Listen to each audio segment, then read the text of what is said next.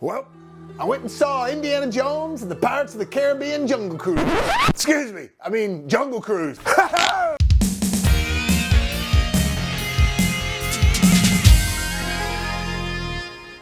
What up, party peoples? Bobo here with BrassReel Brothers. Thanks for coming back for some more popcorn. Alright, so I saw Jungle Cruise. And if you guys watch my daily live show Monday through Thursdays at 1 p.m. Central Time, called BrassReel Tonight, I was talking about how I didn't care about this movie and some of the reviews were bad. But for some reason, I kept on seeing trailers and I was like, I want to see this movie. I don't know why, I just kept wanting to see it. I think it's because it had that sort of like Indiana Jones-ish looking feel to it. And I like all that stuff, especially growing up with it. And we'll get to the comparisons to that in just a second. But I gotta say, overall, I've had fun with this movie. It had flaws to it. It's not a perfect film by any means, but I found myself enjoying it the whole way through. Y'all know the main stars, Dwayne "The Rock" Johnson and Emily Blunt, but there's also two other co-stars in the movie a lot. A guy who plays her brother, Jack Whitehall, and then one of the main villains, Jesse Plemons. And it's directed by Jaume-Collet. I think that's how you say his name. But it's the same guy who's going to be directing Black Adam with The Rock as well. And this kind of excites me after seeing this movie, because I feel like this director does have kind of a good sensibility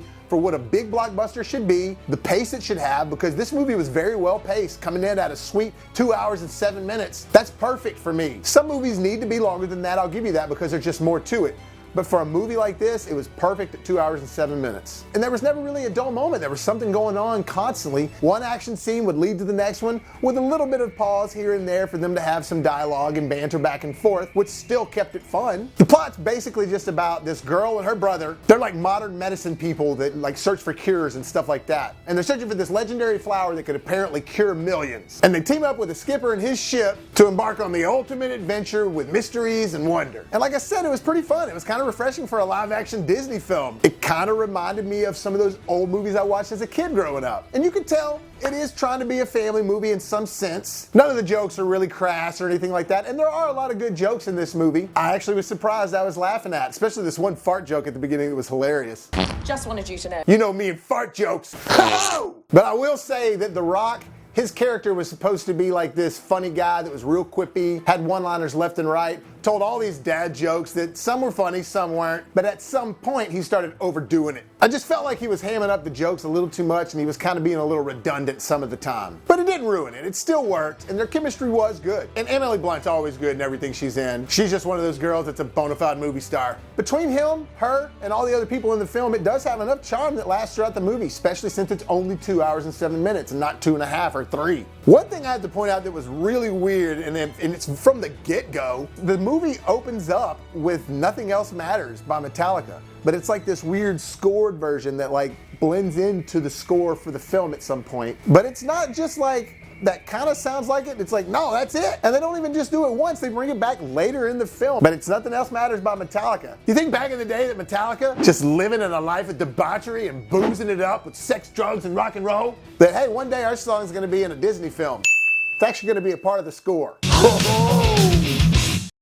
But at the end of the day, the movie is a complete hybrid of like an Indiana Jones movie with Pirates of the Caribbean and a hint of The Mummy, like the Brendan Fraser Mummy movie. But it works, and it's done in a way that it's refreshing. Like we haven't seen a movie like that in a while that worked. So the fact that they nailed what they were going for with this movie and it came off well on screen, I was happy about it. I'm not mad that it was essentially a ripoff. Let me mention Jesse Plemons though for a second. Jesse Plemons is great in everything in my opinion. I think he's a solid actor that's got a huge career ahead of him. I think it's already happening. But he plays like this German military leader. And his comments are just hilarious throughout the film, and every time I see him on the movie, it made me laugh.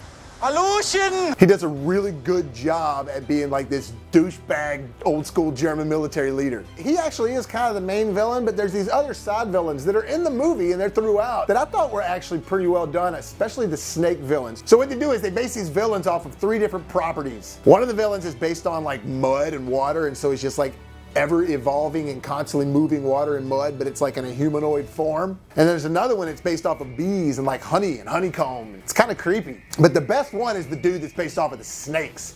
That one was really well done. It looked really cool. The way they presented it and put it on screen, just really cool and creepy. Now, everybody knows that this movie's based off of the ride at Disney World. And honestly, this movie kind of felt like a ride, but in a good way. Like, they're in one action scene that's in this awesome location, and then something happens where it transitions them into like this other new, like, open, awesome, vast cavern, a cool cove, waterfalls. It sort of just gave you that nostalgic childlike wonder that you had when you were a kid watching these type of movies. And for me, that worked. And a lot of the stuff that made it cool too is you could tell they filmed on real locations. Now, a lot of it wasn't. Some of that you could tell. And some of the CGI was like, I shouldn't even put that in there. Some of it was just like adding frogs to lily pads and stuff like that. But overall, for the most part, there was a lot of stuff you could tell they were on location for. They also tossed this love story in there at the very end that just sort of kind of like tried to build itself up throughout the film, but had no real reason to being in there. I thought it could have been better if they would have put it in and waited till the sequel, like let their relationship build up a little bit or something, because there will be a sequel to this. They announced they're trying to do a franchise with it. I mean, everybody knows that. Sequels are inevitable these days. Overall, with everything being said, I actually enjoyed it more than I thought I would. I don't think it's a badass movie, but it's not a bad movie. And I think it's a fun summer one. I give it a B-.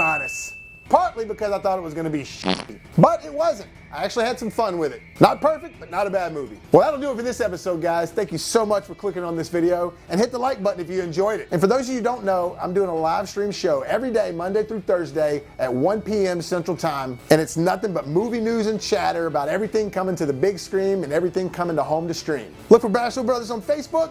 Look for Bobby Williams on Facebook. You can find me on Twitter, BrassReel Bobby at BrassReel. And if you haven't done so already, hit that subscribe button so you can help us make it to the top.